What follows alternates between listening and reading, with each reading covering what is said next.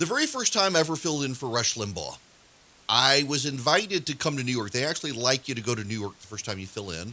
I got to be in Rush's studio. It was at Rockefeller Center. You know Rockefeller Center? It's where the big Christmas tree is. NBC, MSNBC are broadcast out of there. It used to be the old GE building. Now Comcast owns it. And it's actually several buildings together, Rockefeller Center. It's not just one building. And I went up to Rush's office, and I got to sit in Rush Limbaugh's chair in Rush Limbaugh's office. Now, the golden EIB mic stays with Rush. So there I am in Rush's office, and it's really cool. He and I, we're both Mac guys.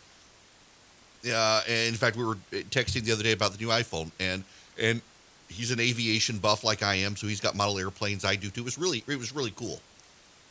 But I'm sitting there, and his office looks out onto a park that it's probably 5 to 10 stories above the ground with the NBC building. And it's this beautiful little park. If you've ever seen, it's the Marvel show on Netflix, The Defenders, is it, or what have you? It's Iron Dragon and Daredevil and Luke Cage and Jessica Jones. And there's a scene with Sigourney Weaver, I believe it is, and she's sitting in this elevated garden looking out to St. Patrick's Cathedral. There are 2 of these at Rockefeller Center. They filmed in one, and the other one, it's this very beautiful garden area. And so I'm there, and this is Kit Carson is still alive at the time. And Kit and I I never knew anything like that was there. And he says, well, if you stick around, you'll see all the NBC hosts and their girlfriends. And I started laughing about that. He says, oh, yeah. He says, I'm not going to get into the names of the people, but you would know them, and they're there with their mistresses, doing all sorts of stuff in the garden. And I kind of chuckled to myself about it. Well, fast forward a couple of years, and it turns out the reports about Matt Lauer come out. And that Matt Lauer had been apparently using this garden area with some of his mistresses. And I mean, all the offices look out onto it. They don't care.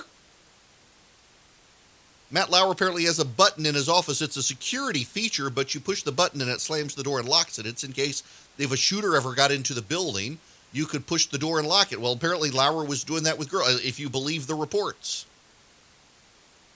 And more comes out that people at NBC knew this. And a video surfaces of Jeff Zucker, who is now the president of CNN. Jeff Zucker is making jokes about Matt Lauer's sexual deviancy and sex toys and the like. Pretty crude stuff. And everybody's in on the joke, and it's a roast for Matt Lauer, and they're all laughing about him and his sex life and all this stuff. Everybody's in the know, and now Zucker is at CNN. And then the Harvey Weinstein stuff comes out. And multiple reporters come out and say, well, yeah, they knew, but the executives were covering it up. NBC News blocked, Ronan Farrow, from reporting on Weinstein. And other reporters come forward and say, yeah, their bosses, they were blocking it as well. Then the Epstein stuff comes out. And reporters come forward and say, yeah, well, they had this stuff and executives blocked it. That it's like the suits were in on the deviancy. Into this, people fill the void and begin trying to fill in the blanks with stories. From this, QAnon comes forward. Alex Jones peddles conspiracies about Pizzagate and that the Democrats are operating out of a pizza restaurant in Washington, D.C., and big Democratic donors, and there's a human trafficking thing in the back room, and some guy goes in there and wants to shoot the place up and rescue the kids, and there are no kids there. But it becomes more and more plausible that the media isn't telling you the truth when you see how much they are in on the joke. I'm filling in for Rush Limbaugh from Rush Limbaugh's office, and I can look out into a park, and there are all of these offices that are owned by NBC News. They can look out into the park, some of them on the same level of the park, and the story comes out, Matt Lauer's down there with women who he's not married to. And it's not just him, it's others too who are there.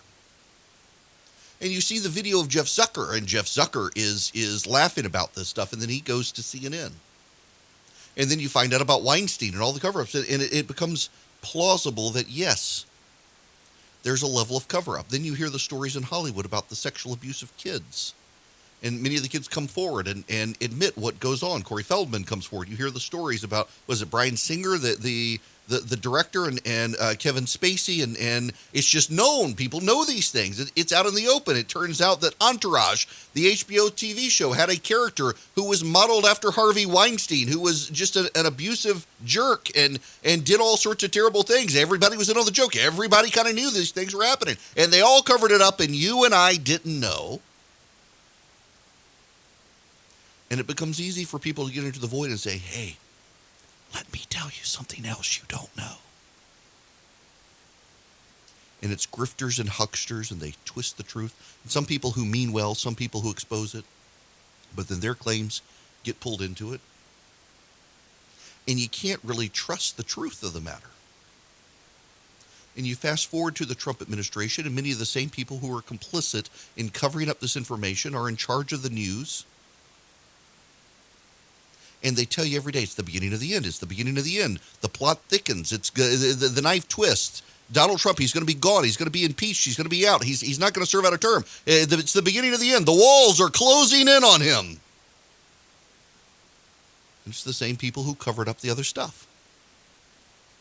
And then they run these sensational stories, and they're retracted the next day. Remember the CNN story. James Comey was going to give explosive testimony to the Senate. And it didn't happen. Remember the McClatchy leak that Michael Cohen, he had gone to Prague. He had met with people in Prague. McClatchy to this day has doubled down on that story. There is no story. The Bob Mueller team explicitly denied that the story was real. You have BuzzFeed come out. They circulate the Christopher Steele dossier. They make other wild claims, and the Mueller team comes out and says, this stuff isn't real, and yet the media is pushing this stuff. They covered up Epstein. They covered up Weinstein. They covered up Matt Lauer.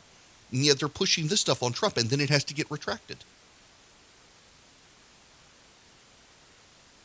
So you get to the here and now, and who do you believe?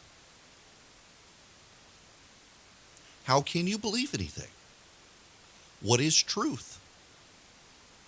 Pontius Pilate reigned supreme. The people who should be telling you the truth, we now know for certain, were covering up vile acts of wealthy, rich people. We now know that the guardians of truth were lying about all sorts of stuff. We know how easy it is for the Democrats to get them information. We've been told this entire year that a massive blue wave was coming. I wrote about this. Even Republicans were warning me. This tsunami was coming. Be prepared. Don't be surprised when the tsunami comes. Well, the tsunami came, and it swept away Democrats in state legislatures. It swept away Democrats from Congress. It looks like it took out the president, but how can you believe it?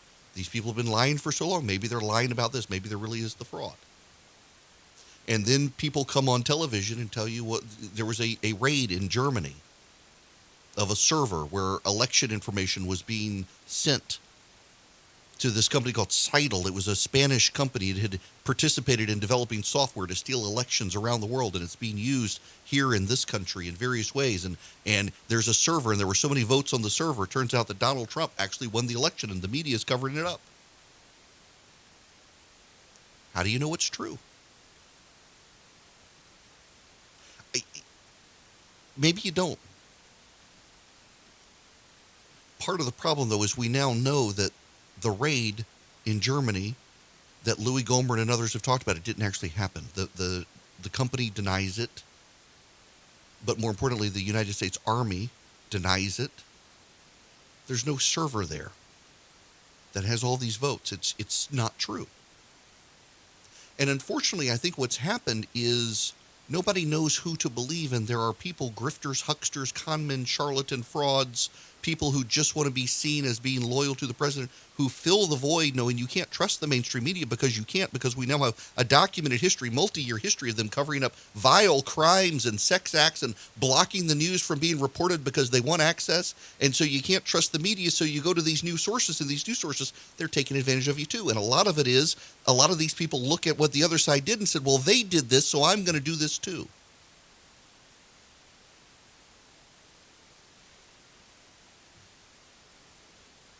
And how can you not believe them? Because the other side lied to you, and these people, they're on your side. I say all of this to tell you, I don't always get it right. And I don't expect you to believe me, but I try to link to, this is why I use a texting app on this radio show, so I can tell you, don't believe me, text this word, and you can see it for yourself. There are entire websites on the right now that push conspiracy theories, all with kernels of truth, but all really designed to make you mad at the other side and keep you convinced that you're a victim and convinced that they're telling you the truth. My personal belief is that we have an obligation to the truth if we call ourselves Christians, because we are supposed to be committed to Christ more than to the world, and if he is truth, we've got a commitment to the truth. And there are a lot of people, though, who look at the other side and said, they've spent all these years lying to us. We should do what they do. Look at how successful they've done with this business model. Let's use their business model. And they interpret the business model as, we're going to tell people what they want to hear, not necessarily what is true. We're going to be like MSNBC is to our side. And so they push these conspiracy theories about Seidel and the server and all of this. And it's no different than the media pushing the nonsense about the president. And they're not going to tell you stories like these other people refuse to tell you stories because they want access. Except they want access to people on your side. We're in a post-truth America, and both sides are engaging in it. I feel like I'm one of the last people who really just wants to try to tell you what's going on. I'm a conservative. I'm a Republican. I supported the president, gave the president thousands of dollars for his re-election campaign. And I'm not saying what everybody else is saying, therefore it makes me look like I'm the liar, or I've had people say, well, you just think you're better than me. No, I don't think I'm better than you. I just think I'm trying to get to the truth, and so many people are listening to individual singular news sources that tell them wild things, outlandish things, but it tickles people's ears now, and they want it, and it's no different than what the mainstream media has done for years. And I think all of us should try to rise above that. We shouldn't be like them. But in large part, I say all of this because I hear people say, can you at least understand why we're skeptical? Can you at least understand why we don't believe the media when they say there's no fraud? Yes, I think there's fraud too. I just don't think there's enough to shift the election. And that, in large part, it's not because I think I'm better than anyone or know more. It's because I actually was an elections lawyer. I did this for a living. I know how it works. And there are a lot of people who aren't really experts, but they get put on TV. You would be amazed at the number of people who are called campaign strategists, and all they did was sit in a back room and stuff envelopes or sleep around on their girlfriend in the back room. There's one guy I know on television who is considered an expert, and when you talk to the people on the campaign wherein he became such an expert, they say he didn't do anything except smoke weed and sleep with his girlfriend in the back room, but his father was a friend of the candidates, and so he gets to be an expert. And it undermines the trust of the media, but more importantly, it undermines the truth. And so I want to talk about all of this other news and what happened in Georgia and the runoff in Georgia and what's happened around the country in Michigan and Wisconsin and Pennsylvania. But I wanted to reset at the beginning and just say, look, I understand why you have a hard time believing a lot of stuff. I totally get it. The media is now reaping what it sowed. But I also understand that we have an obligation to try to get to the truth, and sometimes it's not what people want to hear, and sometimes it's what you're not hearing, and sometimes a lot of people want to believe the lie because it helps them sleep well at night. It's like the conspiracy theorists who believe the conspiracy because they can't accept blame for screwing up their own life, so it must be someone else, or they can't explain life in the simple way that it is, so they must complicate it and develop an elaborate conspiracy theory of strings tied together when really, sometimes it's a simple explanation, like someone lost an election as opposed to an elaborate conspiracy to steal it through servers in Germany. Sometimes it's hard to get the truth, but ultimately, at the end of the day, you have to at least trust God's got a plan, and you may not be able to understand it, but you can trust God's got a plan. And if you can't believe what's going on, at least trust God's got a plan. I really do like his